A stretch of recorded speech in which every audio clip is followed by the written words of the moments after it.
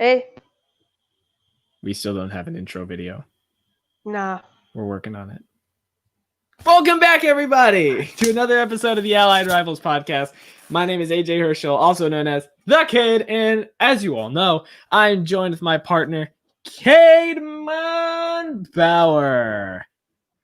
Yay. What up, AJ? How you doing? Welcome back. I'm doing all right. I mean, obviously, it's been like a couple hours since our last video went up, so I mean, all things considered, doing well so far. How about yourself? Pretty much the same since our last video went up. So. Yep, we're doing all right. Yeah. Well, if you haven't checked that out already, you guys definitely should. Go check out our NFL offensive ranking video. That's our last big mega 1 hour episode for a while. We're going to try to cut it down to at max maybe 30 minutes, but we're going to try to keep them around 15 to 20 for now. As always, let us know in the comment section. Let us know what topics you want us to hear about. Cademan volunteered fries. We're not going to do that, but let us know what you guys want to hear. What do you want us to talk about? What teams, players, etc., correlating to sports. Other than that, unless you got anything else to say, Cademan, let's go ahead and get into it. All right, and this is our first live stream, so it is. We're pretty excited. Yeah. So there hasn't been a lot of news since we last recorded an episode, and so I'm just going to go ahead and start with this. NBA is back. We didn't talk about it a lot last time, and I want to get your thoughts, Cademan, because you're a Bucks fan, and coming back, they've looked okay. They scraped past the Celtics. The Rockets made a comeback thanks to Russell Westbrook. And then they just dropped a game against the Nets of all teams. What are your thoughts on the Milwaukee Bucks right now? You're the expert here on them. Are you worried about them? Is this just a bump in the road for Giannis and company? What do you think? Yeah, AJ, I hope this is just a bump in the road. I mean, it seems like most of the NBA teams are not playing defense, including the Bucks. I mean, that's nothing new, but yeah. I mean, sure, but they used to do better than they are before. I mean, the Bucks have always had they can't play defense on the threes. That's always. And when they played the Rockets, that was hard because Russell and Harden, they could both score threes, and they had other guys that could too. Right. I mean, Giannis is still playing great offense, and he's honestly doing pretty good on defense still, but there's really only two guys that are really doing exceptionally well on defense, Brook Lopez and Matthews. And I think they're really trying to encourage the team to really step up the D, and so is Mike Budenholzer. I think really they just need to get it together. I mean, they had a long break in the season. Yep. And I don't know. I think they're still going to be fine. They have the easy number 1 seed. I think they just need to get it together again. Yeah. I mean, it kind of goes for the same for everybody in the NBA. It's like almost everyone's off their game, except I think there are two main teams. I think one, the Lakers are in full form, and Anthony Davis is on a tear. I'm pretty sure he's averaging 30 points so far on his way back. He's insane. And then also, you talk about most teams not playing defense. Toronto's been playing defense well. That's been their signature throughout the whole year, and now it makes them stand out even more. What do you think? Is there any other team that stands out to you so far that's impressed you at all? I know you talk about Russell Westbrook a lot.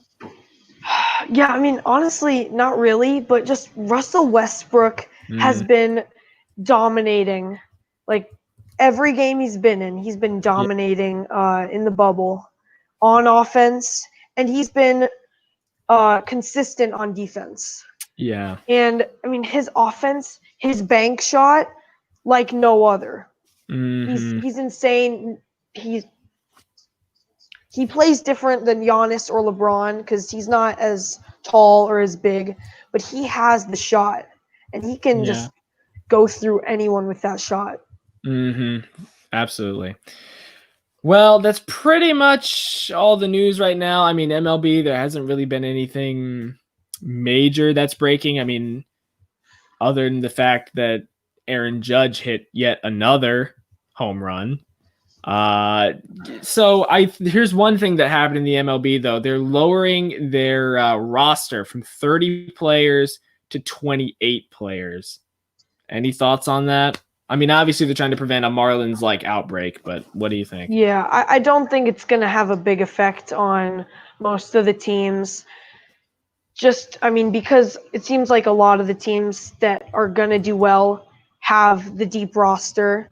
And so losing 3 guys that they normally probably won't play, that's not going to hurt them. For a team like the Brewers or even the Red Sox, where they lost a lot of guys, that's not going to be good because their roster isn't as deep, and they need really every guy that they have right now. I don't really know if I could say more to that. It's really all about depth here. I mean, if you've got a small team, you've got a depth. Your farm system obviously isn't going to be as good because minor league baseball is in turmoil right now. But I really think I'm complete 100% in agreement with you right here. The deep teams are going to do well. And that's part of the reason why I'm so excited for the Cubs right now, because they just have, I've said it once, said it a million times. They've got just ridiculous amount of offensive players, but it'll definitely be interesting to see what happens later down the line. And I'm sure we'll cover that later. Yep. That's pretty much everything. So we're going to go ahead and get into the main part of our episode, unless you got anything else. Nope, all good. All right, let's go ahead. So first of all, last episode, we went over our offensive rankings for tight ends, wide receivers, running backs, and quarterbacks, each of our top 5. And today we're going to shorten it a little bit. I'm giving the top 5 linebackers that I think currently in the NFL today, and Caden will be giving his top 5 cornerbacks in the NFL today. We're trying to keep this a little bit of a shorter episode. If you guys want to see us talk about top safeties, top defensive ends, defensive tackles in the league, put it in the comments. Let us know. Put it in the live chat if you're watching with us right now. Let us know what you want us to talk about. If you want us to keep working on these rankings, we can. So, Caden, we'll go ahead and you want to start us off with your top 5 cornerbacks. We'll discuss it as you go along. Sure. All right. Number 5, I have 2 guys for corner. I have Richard Sherman and Kyle Fuller. Okay, to start off, we all know Richard Sherman is insane. Yeah. He had 61 tackles last year. He had 11 deflective passes and 3 interceptions. 1 was a pick 6. His stats weren't as high as they have been before, but I mean, I'm going off of what I've seen in the past. Yeah. He is a phenomenal player. He's pretty consistent, and if you're a wide receiver, you don't want that guy guarding you. Absolutely. That's pretty much all I can say about him. And I put Kyle Fuller tied with him because even though Kyle Fuller, he had like the most tackles for a corner. He had 82 tackles, 3 interceptions.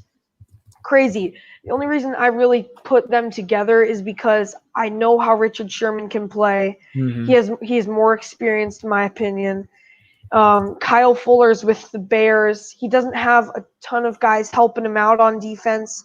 Kyle Fuller really has to be all over the place.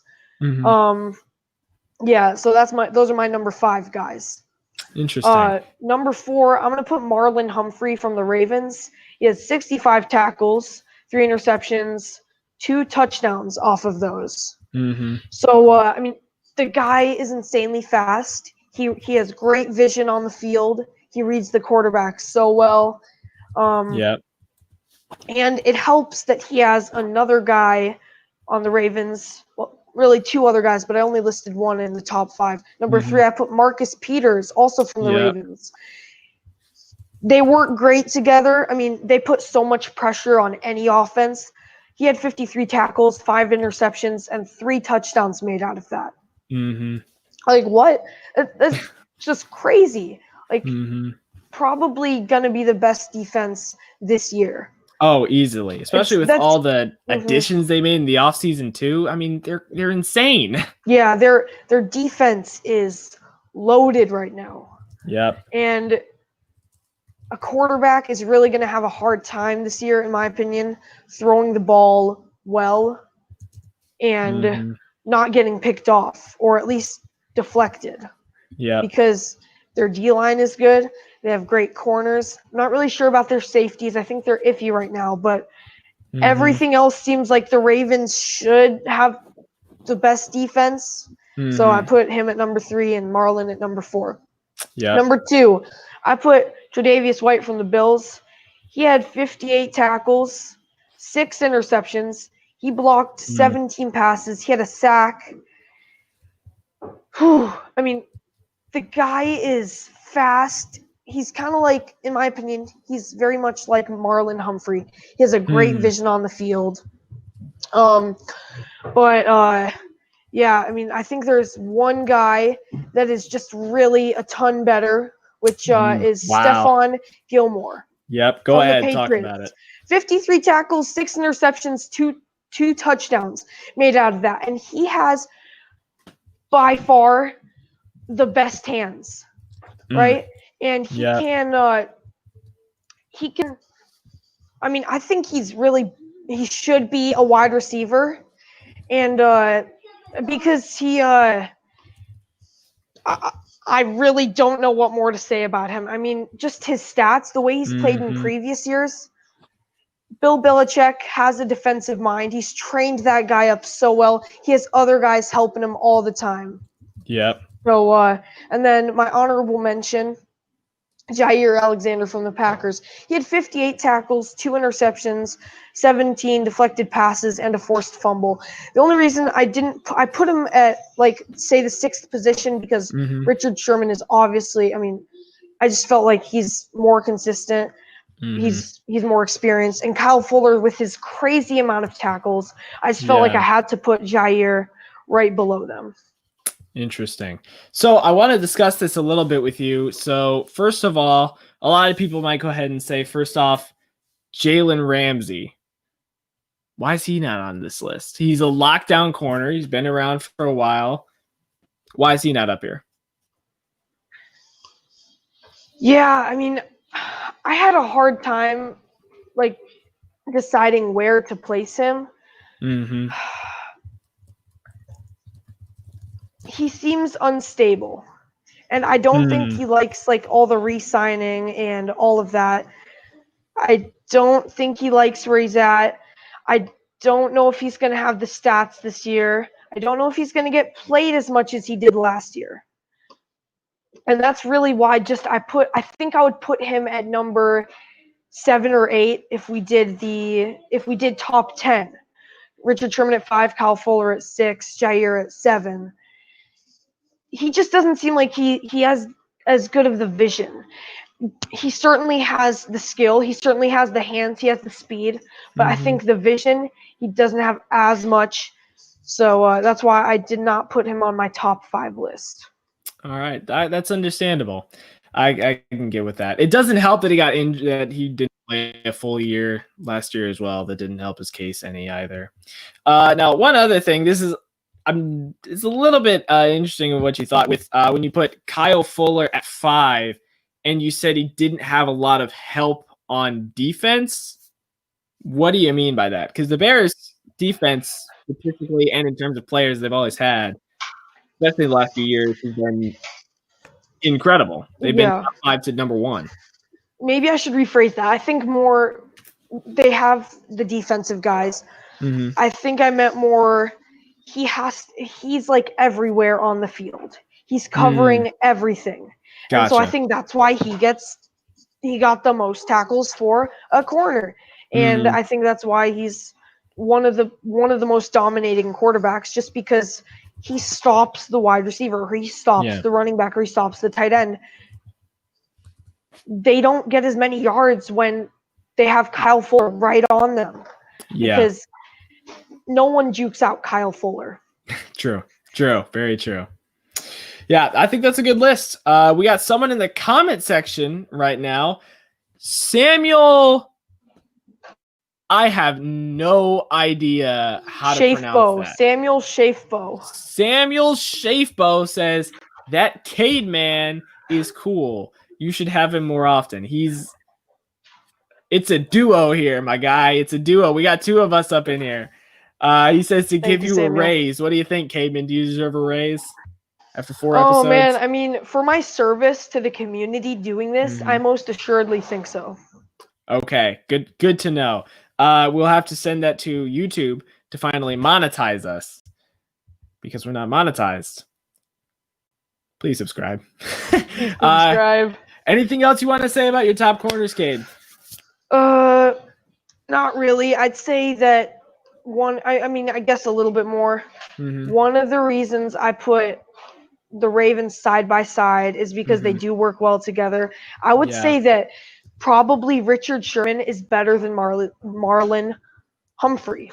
Okay. But I put them side by side because they work so well together. They put so much pressure on the offense. And Richard Sherman, if there were two of him on the field, I'd place both of them probably at 2 and 3 behind Stephon Gilmore. But the pressure they put together on a defense is like still solo work. Like not one of them could do it without the other. And so I think they have probably the biggest impact on their defense, on any defense together. Makes sense. Well, I think that's going to wrap up your top corners, Cade. I'm going to go ahead and get into, these are my top 5 linebackers, and of course with honorable mentions and all that as well. So I'm going to go ahead and get started. Number 5, I've got Chandler Jones from the Arizona Cardinals. And at first glance, this doesn't seem to be crazy because, the Cardinals, they're decent. They're a decent team. I personally think their offense is going to be a lot better this year, but their defense wasn't exactly something that you'd see standing out. But Chandler Jones had 19 sacks last year. And this is the really interesting thing about my linebacker list. You see, there's 2 types of linebackers in the NFL today. You've got one, which is the pass rushing linebacker. And this is the type of Chandler Jones, Khalil Mack, the type of guys who go in and sack the quarterback and put pressure on the quarterback. And they're basically pseudo defensive ends here. Meanwhile, you have your regular tackling Darius Leonard type kind of guys. And that's the biggest difference. That's the hardest part about making this list is trying to find a balance between the two of them. At number 4, I've got Blake Martinez, former Green Bay Packer, now on the New York Giants. This dude was a monster, finished with 155 tackles. Really, the only reason why he's not any higher is because the 2 above him are just freaks of nature until you get to number 1. Also, he's moving to a new team, and it's going to be a new system in New York, and I don't think that's going to be that big of a problem, honestly, especially now that he's had the whole offseason to work on studying the playbook and everything. But at the same time, Blake Martinez, solid linebacker, over 150 tackles. You can't really deny that the guy made an incredible impact this year for the Green Bay Packers. Number 3, oh my goodness, TJ Watt of the Pittsburgh Steelers. First off, it's hard to believe he's a linebacker. He plays so much like a defensive end. He pressures the quarterback. He's one of the scariest, especially young players in the league today. Finished with 16 and a half sacks. Huge piece of the Pittsburgh Steelers. A huge part of the Pittsburgh Steelers defense. He's kind of the lock that holds them all together. TJ Watt is incredible. He's fast, he's strong, and he's young. This guy is a bright future in the NFL for sure. Number 2, Shaquill Barrett. And look, guys, the Bucs were bad, but that was mostly because Jameis Winston threw 33 interceptions. And Shaquill Barrett finished with 19 and a half sacks, and you could attribute this to, the Bucs defense was on the field so much. They're statistically good only because they had to play so often, which could be true. But at the same time, you still don't finish with the most sacks in the league over a guy like Cameron Jordan for no reason. And Shaquill Barrett for the Tampa Bay Buccaneers, huge piece of their team, absolutely insane, great player. Finally, my number 1, and I feel like it's kind of obvious at this point. It's Bobby Wagner. The dude is aged. He's smart. He's a team leader when everyone else has been gone from the Seahawks. The Legion of Boom is gone. Bradley McDougald's gone now.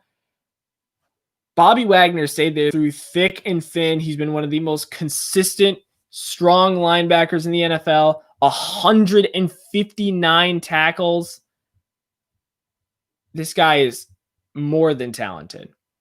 Bobby Wagner is incredible. He's my number one linebacker. A couple of honorable mentions really, really fast.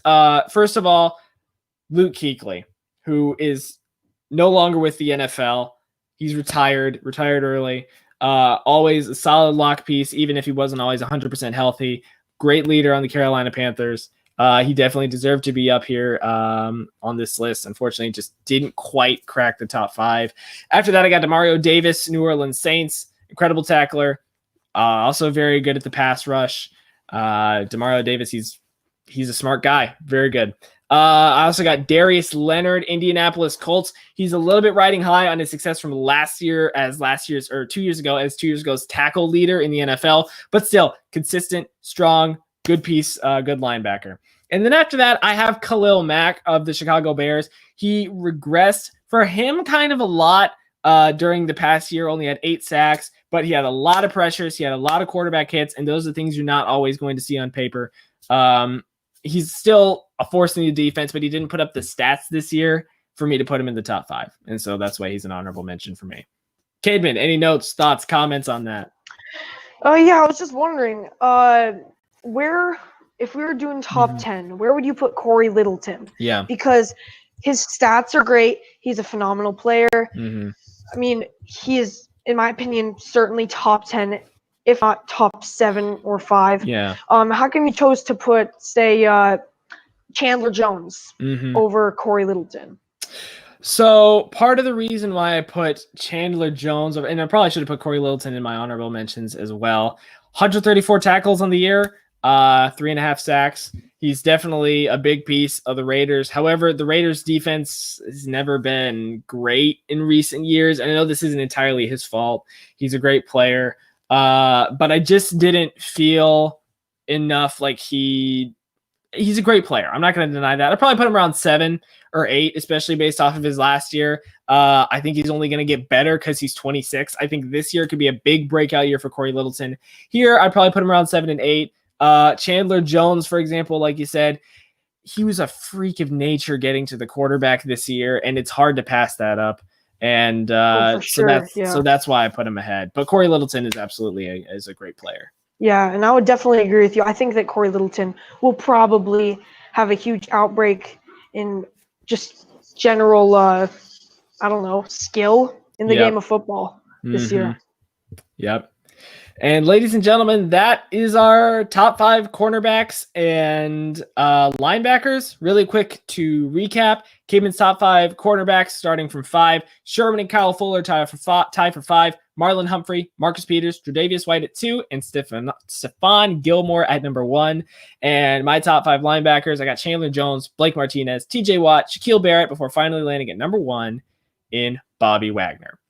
Now, really quick, we got a couple of comments from your man Samuel Shafebutch. How do you say it again? Shafebo. He's my cousin. All right, there we go. Thank you.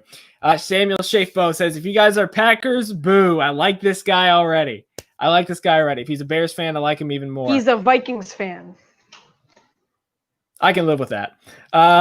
He says, Ravens looking good. Oh, yeah. I think we're both in complete agreement on this one. Yeah, for sure. Yeah. I mean, Lamar, they have 5 different running backs that they can use. They've got Hollywood Brown. He's a solid number 1. Good offensive line. Mark Andrews is looking to be a great tight end in his second year. And now, even on top of that, they've got the best defense in the league, in my opinion. And uncontested. For sure. What do you think, Cademan? Yeah, I mean, they like we saw Marcus Peters and Marlon Humphrey. There's 2 of the guys. They have a pretty good defensive line. They have a great O-line. They have Lamar Jackson. They have like a ton of running backs. They can just shuffle through. Yeah. I mean, they have the wideouts. Who's the Ravens tight end? I'm forgetting. Mark Andrews. Oh, Mark Andrews. Yeah. There's another one. And I mean, they have Ed Reed on the defense too. He is retired and has been for a while. Making sure you're keeping up with football, man. Of One course. of the greatest of all time. Oh yeah, him and I Troy I loved Polamalu. watching him. He was Him so and Troy good. Polamalu were that was the best rivalry whenever they played. It For was sure. beautiful. And yeah, on top of that, I mean, even on their defensive line, they still have Calais. They traded for Calais Campbell for pennies to Jacksonville this year. It was crazy. They got Calais Campbell. They got Derek Wolfe. Who do they got? They still have Earl Thomas on the team. Thinking Pernell McPhee. This team is stacked. In my opinion, they are if they had someone like Julio Jones at wide receiver, I don't know if you could stop this team at all. No, because I mean, you have Lamar who can run and can throw. So if you had a star wide receiver, you don't know what's going to happen because I mean, most defenses are kind of predicting that they're going to run the ball like 80% of the time or more, whether that be Lamar or one of their 7 or 8 running backs.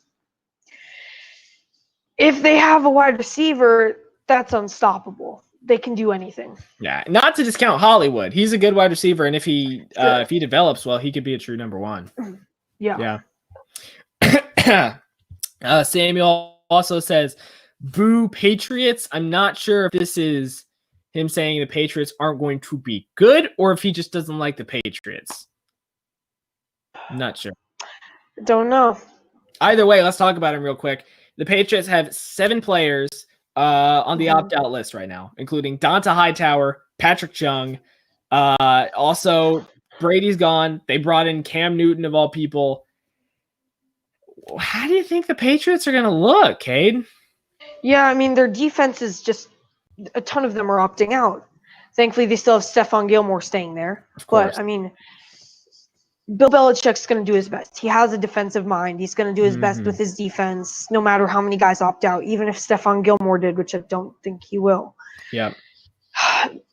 It just seems like, I mean, if the Patriots defense is going to carry their team some year, it's going to be this year. But that's what I was thinking about a week ago. But then I saw, man, all these guys are opting out. Yeah. I think the Patriots are just kind of going to just have a year where they just kind of sink. Their records sink. Their stats just drop. Yeah. So that's just kind of what I'm thinking is going to happen to the Patriots this year. Yeah. I think personally the Patriots, I don't know how they're going to look because offensive-wise, they're not bad. They have a decent offensive line. They've got Julian Edelman, who is a very underrated number 1 wide receiver. You have a plethora of running backs. Sony Michel, James White, Rex Burkhead. You've got a bunch of guys who can come in and play for you, and even though Sony's always kind of banged up. But at quarterback, I don't know. Is Cam going to start? Is Stidham going to start? It's a big question there. And then on the defense, I think their defense is still going to be good. They're not going to be as just insane as they were for the first 8 weeks last year. But Belichick's a schemer. He's smart. Their defense is going to be still very good. It's going to be hard to go into Buffalo for them this year, especially, I think, trying to take over the AFC East. But, Caben, what do you think about the Patriots? A lot of people are theorizing the Patriots are tanking for Trevor Lawrence. Do you think that's true? Do you think Belichick would turn into the 76ers for this? Do I think he would? I do not. I don't think he's just going to – just doesn't seem like that type of coach, honestly. If it was don't know who that coach would be, but I just don't think he's the kind of guy that's going to go after just tanking guys because I don't think he's going to focus on just that one guy. I think he's a huge team guy. I don't know what, I think some coaches have got to be just focusing on one star player. If they just have one star player, I don't think that is Belichick. I think he works it as a team. I think he's going to take every player he's going to love and care for, and he's going to train up, but he's not just going to train up that one guy. He didn't just train up Stephon Gilmore. That wasn't the only guy he helped with defense. Yeah. Yeah, I think one of the things that's interesting is who's going to be his next Tom Brady, because Drew Bledsoe, obviously great quarterback, and then you got hit with Tom Brady, who's the greatest quarterback of all time and won 6 Super Bowls with him. incredible team up. But it's interesting to see how is he going to use Newton, if at all. What's he going to do for quarterback next year? And the Patriots, last I checked, have a decent amount of draft picks to use in 2021. Is he just stacking up to build a young team from the ground up? None of us can predict the mind of Bill Belichick. It's like a lot of other people. We can think about it. We can think, oh, here's what they might do. But Belichick's mind is a steel trap, and he is the cutest dog ever to distract us. So I don't know. I don't know what to do. Well, Caben, unless you got anything else, anything you want to wrap us up with? I don't think so, but do you have anything else? I mean, I have one more. You got something you said? No, I mean, just to finish us off. Oh, yeah. You know? Not much. I mean, if you hadn't heard and you hadn't checked out our last episode, which you totally should, Dwayne Johnson bought the XFL, which was awesome and hilarious. Other than that, I think that's going to wrap us up. Yeah. All right. And once again, we're doing this now. Verse of the week, 1 Timothy 4:8. It is on the screen right now. You guys can check it out. For physical training is of some value, but godliness has value for all things, holding promise both in the present life and the life to come. Ladies and gentlemen, you've checked into another episode of the Allied Rivals podcast. This is a shorter one. We'll try to keep this pace up of shorter episodes. Thank you guys so much for watching. Tell your friends, tell your family, like, comment, subscribe. Y'all know the drill. Let us know what you want to talk about. Next week we'll keep a surprise what we're talking about. If we don't do another one this week, this is more of a surprise live stream. Caveman, anything you want to finish this off with? Say anything to the viewers? Yeah, I mean, I think before any viewers go, specifically Samuel, you have to see AJ. You need to pull out a figure behind you. Which one are you going to do today? Okay, so today I'll do the guy that I didn't do last time. I'm going to go ahead and grab the sheriff over here, Peyton Manning, number 18. Did his career decline very much in Denver, as well as the statistics? Yes. Did he win Super Bowl 50 thanks to a defense and the running game? Yes. Is he still one of the greatest quarterbacks of all time? For sure. Absolutely. And I love this guy. I love him. And cool. Yep. And you told me you've got something. You, the Milwaukee Bucks fan, have something to show us today. I do. So, I mean, the Bucks, before Giannis, didn't really have a star while I was really alive. Okay, well, you were and alive. So, I was my about favorite to say Kareem. I was about to be like, hold up for a second. Hold up. Yeah, Kareem was great. I've seen so many highlights. But my favorite basketball player that I've watched for who knows how long is Dwayne Wade. So I've been collecting trading cards of him, and here is one of them. There's a ton of glare, but that's like one of how many, right? They'll find out after they watch all the videos. They'll find out. Yes, you'll have to watch our continued videos to find out. You will. So guys, thank you very much for checking in. Check out our previous episodes. They're really exciting. Let us know whether you want us to continue the defensive rankings next week with safeties, defensive linemen. If you want to do kicker rankings, I am all in on that. Ladies and gentlemen, thank you for joining us. We will see you guys next time on the one and only Allied Rivals podcast.